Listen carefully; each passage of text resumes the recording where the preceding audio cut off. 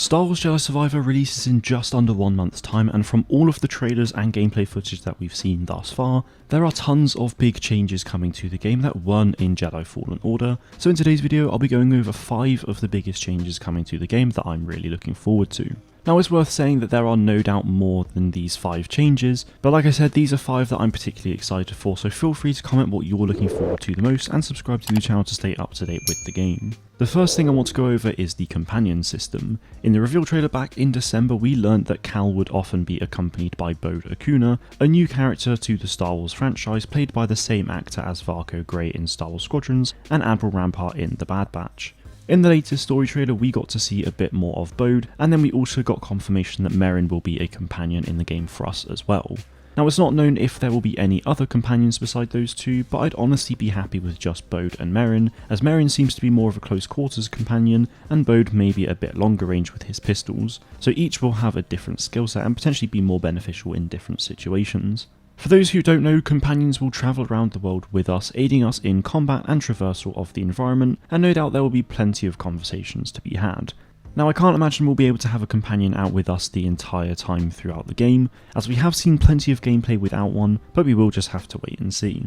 Next is the vast additions coming to the combat systems. Obviously the companions will play a big part in that as well, but Jedi Survivor will be adding 3 additional lightsaber stances in the game, on top of the 2 we had in Fallen Order. So in total we'll have 5 different lightsaber stances that we'll be able to utilise and upgrade. Not only that, but in one of the stances we get a blaster pistol as well as a lightsaber, which is just awesome. It's seemingly not going to be something that can just one-shot all of your opponents, as it is a lightsaber combat game at heart, but regardless, I really cannot wait to see how it works. Moving on to change number 3, Jedi Survivor will have big non-linear explorable open worlds unlike Fallen Order. Fallen Order had big and explorable worlds of course, but they were all very linear, whereas Koboh in Jedi Survivor is said to be unlike that once you reach a particular point.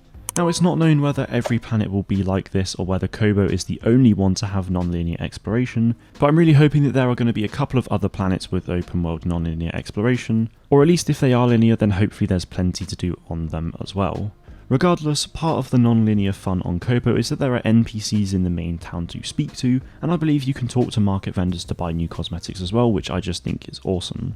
Now the non-linear open worlds lead me to point number 4, which is side content. Jedi Fallen Order lacked endgame replayability on a big scale in my opinion until they added the combat challenges, but that still wasn't really a lot to do in the open world, which I thought was a real shame. In Jedi Survivor though, we know about 1 and potentially more pieces of side content that we will be able to complete during the game. The one that's fully confirmed is Jedi Meditation Chambers. These are old temple-like structures that will test Cal's abilities with the Force in order to reach the end, which will reward us with new perks, cosmetics and more. From the IGN gameplay in February, it also looks like combat challenges will be making a return to some degree, so that will of course test our fighting skills.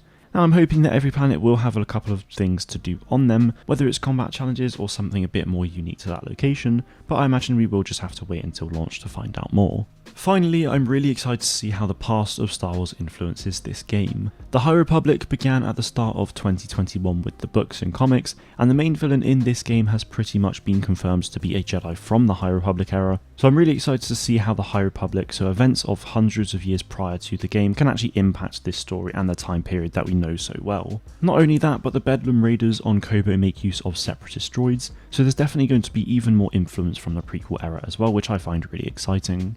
Now it's safe to say that there are tons of amazing changes and additions coming to Jedi Survivor, and I really cannot wait to find out more about the game as we get ever closer to launch. And if you want to stay up to date, then do make sure you are subscribed to the channel. Anyway guys, that is it from me today. Thank you all very much for watching, and may the Force be with you always.